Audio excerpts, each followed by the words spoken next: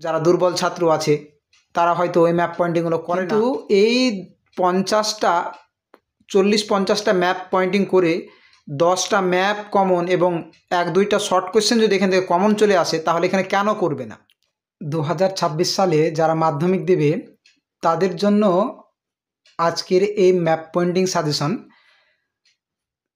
50টি map pointing করতে গেলে সেখানে 10টি ম্যাপ পয়েন্টিং কমন পাওয়া যায় খুব সহজেই, এবং এই ম্যাপ পয়েন্টিংয়ে এমনভাবে আমি এই যে প্রশ্নগুলো সাজিয়েছি, এই প্রশ্নগুলোও যদি কেউ ভালো করে দেখে তাতে যে 1 মার্কের যে প্রশ্ন আসে, শর্ট প্রশ্নগুলো, যে ছোট প্রশ্নগুলো আসে 1 মার্কে, এই ম্যাপ পয়েন্টিংগুলো খুব ভালো করে দেখলে সেই 1 মার্কের প্রশ্নের উত্তরগুলো খুব সহজে তোমরা দিতে পারবে।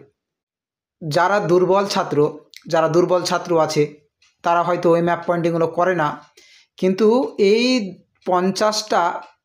40-50টা ম্যাপ পয়েন্টিং করে 10টা ম্যাপ কমন এবং 1-2টা শর্ট কোয়েশ্চেন যদি এখান থেকে কমন চলে আসে তাহলে এখানে কেন করবে না? তোমাদের যে 90 মার্কসের পরীক্ষা হবে সেই 90 মার্কসের মধ্যে 10 মার্কস এখান থেকে কমন তো পাবেই, 10+ পাবে, কারণ এখান থেকে যে প্রশ্নগুলো যেভাবে আমি দিয়েছি সেখান থেকে প্রশ্নগুলো ভালো করে খুঁটিয়ে পড়লে 10 থেকে 12 নম্বর কিন্তু এই 40 থেকে 50টা ম্যাপ পয়েন্টিং সাজেশন দিয়েছি এখান থেকে হয়ে যাবে। তো এই ম্যাপগুলো যারা করবে অবশ্যই আমি যে ম্যাপটা দেখাচ্ছি, আমি এই মাধ্যমিকের ম্যাপটা আছে, এই যে মাধ্যমিকের ম্যাপটা যেটা আমি তোমাদের দেখাচ্ছি, এই মাধ্যমিকের ম্যাপটাই কিন্তু সবাই প্র্যাকটিস করবে, কারণ এই ম্যাপটাই তোমাদের মাধ্যমিকে থাকবে এবং এই ম্যাপটাই তোমাদের প্র্যাকটিস করে যেতে হবে। কারণ অন্য ম্যাপে প্র্যাকটিস করবে আর এক মাধ্যমিক পরীক্ষার সময় যখন অন্য ধরনের ম্যাপ পড়বে তখন তোমাদের একটু কনফিউজ হতে পারে। এই কারণে তোমরা এই ম্যাপটি তোমরা ডাউনলোড করে নিতে পারো, আমি লিঙ্ক দিয়ে দিচ্ছি নিচের ডেসক্রিপশন বক্সে ক্লিক করে টেলিগ্রাম চ্যানেল তোমরা যুক্ত হয়ে যাবে, সেখানে তোমরা ম্যাপটা পেয়ে যাবে এবং ডাউনলোড করে তোমরা প্রিন্ট করে নেবে, বোথ সাইড জেরক্স করে নেবে, 1 টাকা করে খরচ পড়বে বোথ সাইডে, এবং তোমরা বোথ সাইডে তোমরা ম্যাপ পয়েন্টিং প্র্যাকটিস করতে পারবে, জেরক্সের পাওয়াতে তোমরা প্র্যাকটিস করে নেবে। কমপক্ষে 20টা সেট তোমরা করে রাখবে, জেরক্স করে রাখবে, তাতে কিন্তু সুবিধা হবে। এবং এই ম্যাপগুলো যারা এখন থেকে প্র্যাকটিস করবে তারা কিন্তু পরে ভুলবে না। কেউ যদি ভাবে যে না পরীক্ষার আগে করলেই হবে, না, অনেকটা ভুলে যাবে। আমি এর আগে যে ম্যাপ পয়েন্টিংগুলো করিয়েছিলাম আমি কিন্তু অনেক আগে থেকে করিয়েছিলাম ছেলে মেয়েদের, ফলে অনেকেই কিন্তু ম্যাপে 10-এ 10 পেয়েছে, ফলে ভূগোলে কেউ 100 পেয়েছে, কেউ 95, কেউ 99 এরকম পেয়েছে। এই যে নম্বরগুলো পাওয়ার কারণ হচ্ছে তাদেরকে একেবারে খুঁটিনাটি আগে থেকে পড়ায়। একই রকমভাবে ম্যাপ পয়েন্টিংটাও কিন্তু খুব গুরুত্বপূর্ণ। তো এই ম্যাপ পয়েন্টিংগুলো কী কী রয়েছে? প্রথমে যে ম্যাপ পয়েন্টিংয়ে রয়েছে যে উত্তর ভারতের একটি মহানগর। আচ্ছা, উত্তর ভারত বলতে কি বোঝায়? উত্তর ভারত বলতে কি আমাদের যে সোজা কথায় যে কর্কট ক্রান্তিরেখার ওপরে, অন্যভাবে বলতে গেলে যে বিন্ধ্য পর্বতের ওপরের দিকে যে অংশটা উত্তর ভারত। কিন্তু আমরা যখন উত্তর ভারতের মহানগরের কথা বলবো তখন মূলত যে শহরটার কথা আসবে সেটা হবে কি? সেটা হবে দিল্লি। মাথায় রাখবে, যখন উত্তর ভারতের একটি মহানগরের কথা বলবে তখন অবশ্যই কিন্তু মাথায় যে জিনিসটা নিয়ে আসতে হবে সেটা হচ্ছে দিল্লি। ঠিক আছে, এবার কি আরও তো অন্যভাবে প্রশ্নটা আসতে পারে। দিল্লি হচ্ছে ভারতের সর্বাধিক জনঘনত্বপূর্ণ কেন্দ্রশাসিত অঞ্চল, এবং এভাবেও আসতে পারে ভারতের জাতীয় রাজধানী বা ভারতের প্রধান প্রশাসনিক শহর। এইভাবে এমসিকিউ আসতে পারে, এইভাবে শূন্যস্থান আসতে পারে, এইভাবে তোমাদের ঠিক ভুলের প্রশ্ন আসতে পারে, এবং ম্যাপ পয়েন্টিংয়েও কিন্তু এইভাবে প্রশ্নগুলো আসতে পারে। সুতরাং এই যে ম্যাপ প্রশ্নগুলো আমি দিয়েছি এখানে অনেকগুলো প্রশ্ন আছে, কিন্তু উত্তর একটাই এবং ম্যাপ পয়েন্টিং একটা জায়গাকে চিহ্নিত করতে হবে। এরপরে দ্বিতীয় যেটা রয়েছে 2 নম্বরে রয়েছে ভারতের বৃহত্তম মহানগর। যদি ভারতের সবচেয়ে বড় মহানগর কথা বলা হয় উত্তর হয়ে যাবে কি? মুম্বাই। এবং পশ্চিম ভারতের একটি মহানগর যদি বলে মুম্বাই। পশ্চিম ভারতের একটি স্বাভাবিক বন্দর যদি বলে, স্বাভাবিক বন্দর বলতে কি এখানে সামুদ্রিক বন্দরের কথা বলা হচ্ছে। তো পশ্চিম ভারতের বৃহত্তম স্বাভাবিক বন্দর যখন বলবে বা বৃহত্তম স্বাভাবিক বন্দর বা ভারতের প্রবেশদ্বার বা ভারতের অর্থনৈতিক রাজধানী, এতগুলো প্রশ্নের একটাই উত্তর, সেটা হচ্ছে মুম্বাই। এরপর নেক্সট 3 নম্বরে যেটা রয়েছে পূর্ব ভারতের একটি মহানগর। আচ্ছা, পূর্ব ভারত যখনই বলবে তখনই কলকাতা। তো পূর্ব ভারতের বৃহত্তম মহানগর কলকাতা। পূর্ব ভারতের বৃহত্তম বিমানবন্দর কোথায় আছে? কলকাতায় নেতাজি সুভাষচন্দ্র আন্তর্জাতিক বিমানবন্দর। মাথায় রাখতে হবে, খুবই গুরুত্বপূর্ণ, যে কলকাতায় যে দমদমে যে বন্দরটা আছে এই বন্দরটার নাম কি? এই বন্দরটার নাম হচ্ছে নেতাজি সুভাষচন্দ্র বসু আন্তর্জাতিক বিমানবন্দর। পূর্ব ভারতের এটা বৃহত্তম বিমানবন্দর। ঠিক আছে, আমাদের পশ্চিমবঙ্গের সবচেয়ে বড় বিমানবন্দর, এটাকে মাথায় রাখতে হবে। তো এইভাবে আসতে পারে। আচ্ছা, কলকাতাতে আরও অনেক পরিচয় আছে, কিন্তু এইভাবে এই কটা দিয়েই কিন্তু তোমাদের ম্যাপ আসবে। এরপর 4 নম্বর যেটা রয়েছে, যে 4 নম্বর রয়েছে দক্ষিণ ভারতের একটি আন্তর্জাতিক বিমানবন্দর। আর দক্ষিণ ভারতের যখন কথা বলবে তো বেঙ্গালুরুতে রয়েছে, চেন্নাই রয়েছে, তবে অবশ্যই তোমরা চেন্নাইটা চিহ্নিত করার চেষ্টা করবে, এবং খুব সহজ। দক্ষিণ ভারতের একটি আন্তর্জাতিক বিমানবন্দর বা ভারতের ডেট্রয়েটও যদি বলা হয় তাহলে কি উত্তর হবে? ভারতের ডেট্রয়েট বললেও সেখানে কিন্তু উত্তর হবে কি? চেন্নাই। বা যদি ভারতের দক্ষিণ ভারতের একটি মোটর গাড়ি নির্মাণ কেন্দ্র, চেন্নাই। ঠিক আছে, তো এইভাবে দক্ষিণ ভারতের বৃহত্তম মহানগর, চেন্নাই। তো এইভাবে প্রশ্ন আসতে পারে। এরপর 5 নম্বরে রয়েছে ভারতের দক্ষিণতম স্থলবিন্দু। সবাই জানো যে ভারতের দক্ষিণতম স্থলবিন্দু বলে ইন্দিরা পয়েন্ট। যদি বলা হয় মূল ভূখণ্ডের দক্ষিণতম স্থলবিন্দু, তখন উত্তর হয়ে যাবে কিন্তু কন্যাকুমারিকা। এই দুটো পার্থক্য করতে হবে। দক্ষিণ ভারতের ভারতের দক্ষিণতম স্থলবিন্দু বললে তখন ইন্দিরা পয়েন্ট হবে, যেটা পূর্ব নাম পিগমিলিয়ন পয়েন্ট ছিল, যেটা নিকোবর দ্বীপপুঞ্জে অবস্থিত। ঠিক আছে, মাথায় রাখতে হবে যদি মূল ভূখণ্ডের দক্ষিণতম বিন্দু বলা হয় তখন অবশ্যই সেটা কন্যাকুমারিকা অন্তরীপ। এবার 7 নম্বর পর্বত আছে আরাবল্লী পর্বত, লাস্ট 2020 সালে এসছে, 2026-এর জন্য খুবই গুরুত্বপূর্ণ। আরাবল্লী পর্বত বা ভারতের প্রাচীনতম পর্বত বা ভারতের একটি ক্ষয়জাত পর্বত বা ভারতের একটি প্রাচীন ভঙ্গিল পর্বত, ওই আরাবল্লী পর্বত। সরাসরি আরাবল্লী পর্বত দিয়েই তোমাদের আসবে প্রশ্নটা 2026 সালে, এটা নিশ্চিত। এবং বিন্ধ্য পর্বত 2022-এ এসছে, তারপরও করতে হবে। বা উত্তর এবং দক্ষিণ ভারতের মাঝামাঝিতে অবস্থিত পর্বত, বিন্ধ্য পর্বত বা ভারতের একটি স্তূপ পর্বত, বিন্ধ্য পর্বত করা যেতে পারে, সাতপুরাও করা যেতে পারে।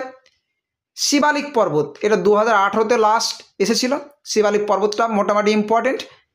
কারাকোরাম বা কৃষ্ণগিরি লাস্ট 2016-তে এসেছিল, মোটামুটি ইম্পর্টেন্ট। কিন্তু আশা করি আরাবল্লী পর্বতই কিন্তু 2026-এ আসবে।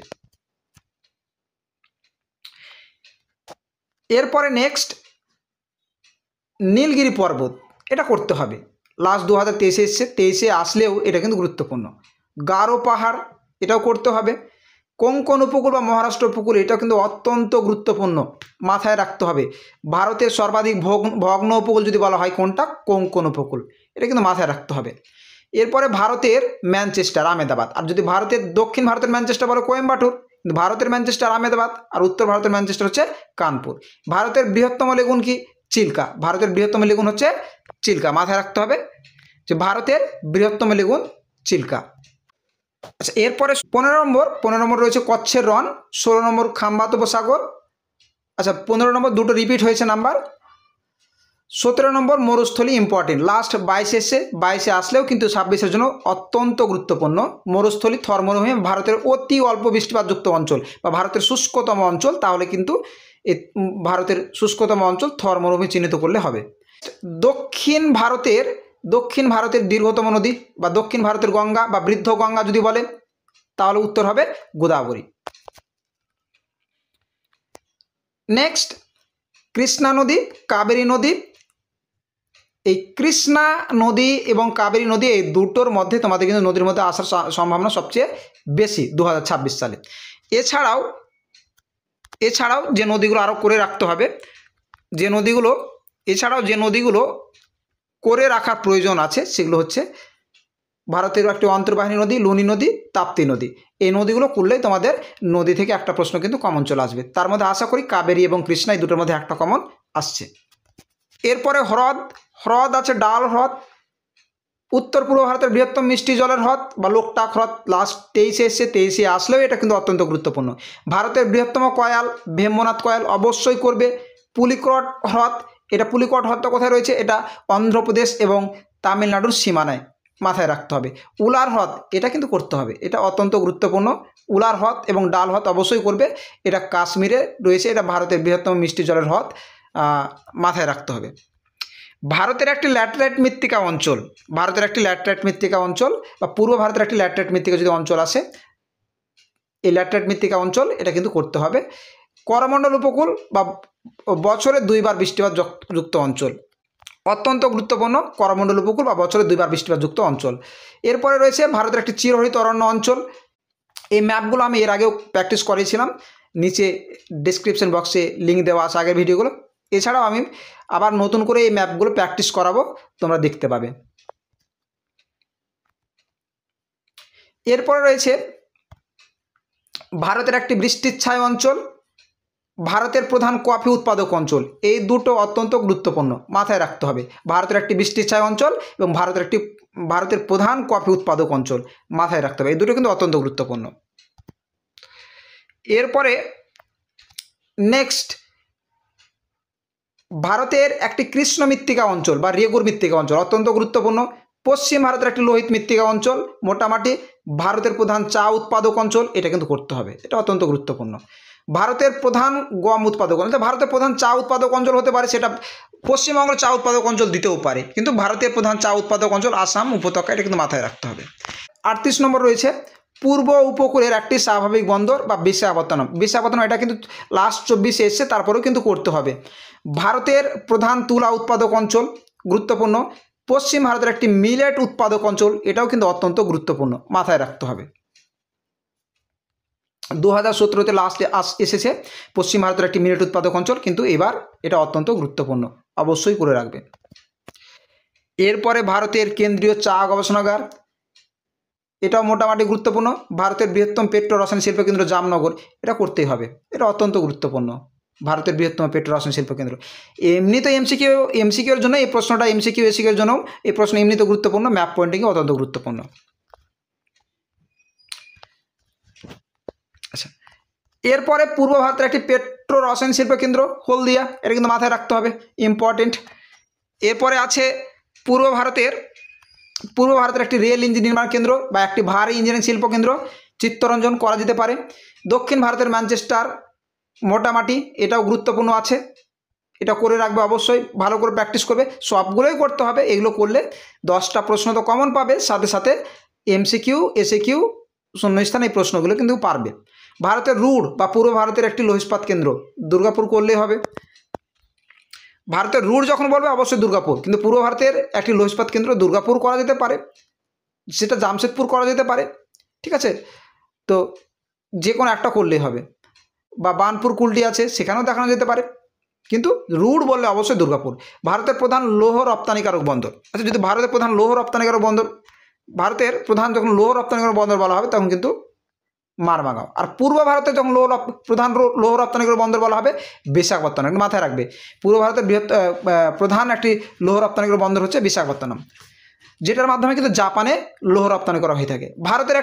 ভারতের সিলিকন ভ্যালি বেঙ্গালুরু 2024-এ এসে মোটামুটি। ভারতের বৃহত্তম সরকারি ইস্পাত কারখানা, এটা অবশ্যই করবে, ভিলাই, এটা অবশ্যই মনে রাখতে হবে। এমনিতেও এমসিকিউর জন্য এটা প্রশ্ন, এসিকিউ এমসিকিউর জন্য এই প্রশ্নটা অত্যন্ত গুরুত্বপূর্ণ। ভারতের একটি শুল্কমুক্ত বন্দর অনেক দিন থেকে আসেনি, প্রশ্নটা অত্যন্ত গুরুত্বপূর্ণ, করে রাখতে হবে। এমসিকিউর জন্য গুরুত্বপূর্ণ, এসিকিউর জন্য গুরুত্বপূর্ণ, ম্যাপ পয়েন্টিংয়ের জন্য গুরুত্বপূর্ণ। আরব সাগরের রানী অবশ্যই করবে।